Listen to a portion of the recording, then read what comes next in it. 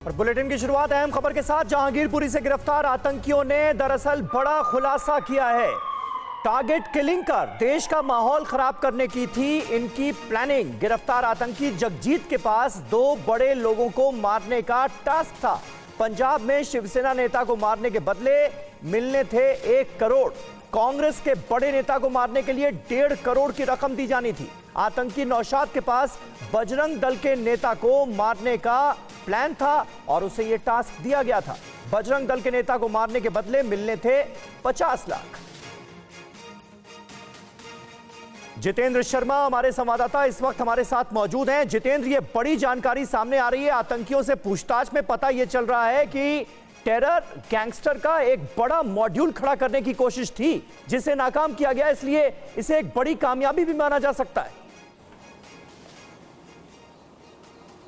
जी बिल्कुल समीर, देखिए सबसे पहले मैं आपको बता दूं इन तमाम तीनों नेताओं के नाम इस वक्त TV9 भारतवर्ष के पास मौजूद है। चूना लगाने वाली कंपनी के IPO में निवेश करके पैसे के नुकसान से आप डर रहे हैं?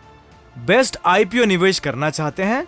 फ्रीडम ऐप को डाउनलोड करें, IPO निवेश में एक्सपर्ट बने। लेकिन उनकी सुरक्षा को ध्यान में रखते हुए हम उनके नाम यहाँ नहीं दिखा रहे हैं, जबकि हमारे पास सब कुछ डिटेल है जिसमें साफ तौर पर पता चला है कि जो सबसे पहला टारगेट था, यानी कि 2 टारगेट अर्शदीप डल्ला की तरफ से दिए गए हैं जो खालिस्तान टाइगर फोर्स का कुख्यात आतंकी है और इस वक्त कनाडा के अंदर मौजूद है। और ये लगातार जगजीत के संपर्क में था और जगजीत को इसने 2 टारगेट किलिंग का टास्क दिया था और ये दोनों जो टारगेट किलिंग थी वो पंजाब में की जानी थी। जो सबसे पहली टारगेट किलिंग थी वो शिवसेना के एक बड़े नेता हैं उनकी की जानी थी पंजाब के अंदर। और इसके अलावा दूसरी जो टारगेट किलिंग थी जिसके लिए बाकायदा 1.5 करोड़ रुपए देने की बात कही गई थी अर्शदीप डल्ला की तरफ से जगजीत को, वो कांग्रेस के एक बड़े लीडर हैं और वो भी पंजाब के अंदर मौजूद हैं।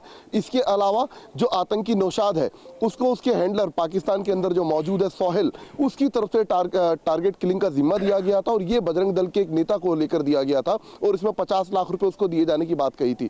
तो ये तीनों जो नेता हैं, फिलहाल उनकी जो सिक्योरिटी है अब उसका रिव्यू किया जा रहा है।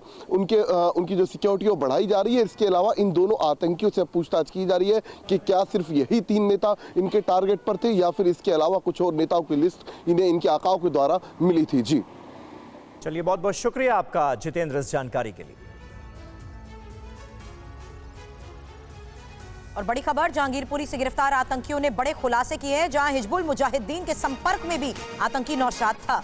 ये बड़ी जानकारी सामने आ रही है। दोनों आतंकी पाकिस्तान में बैठे अपने 4 हैंडलर्स के संपर्क में भी थे। आतंकी नजीर भट्ट, नासिर खान, नजीर खान, नदीम के संपर्क में थे। सुनील राठी, नीरज बवाना, पहलवान गैंग के संपर्क में भी ये थे और दोनों आतंकी हिंदुस्तान में टेरर गैंगस्टर नेटवर्क को खड़ा करने की फिराक में लगे हुए थे।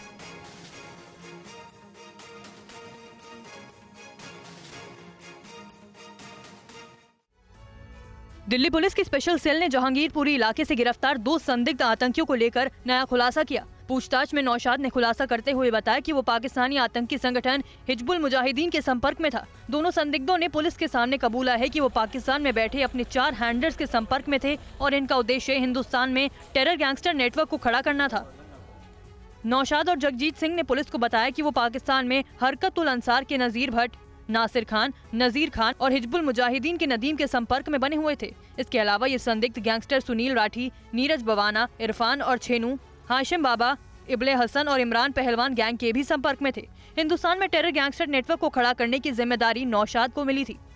बता दें, दिल्ली पुलिस गिरफ्तार आतंकवादियों के 4 साथियों की तलाश में छापेमारी कर रही है। सूत्रों के मुताबिक इस आतंकी मॉड्यूल में 8 लोग शामिल थे और वे सिग्नल ऐप के जरिए सीमा पार बैठे अपने हैंडलर्स के संपर्क में थे।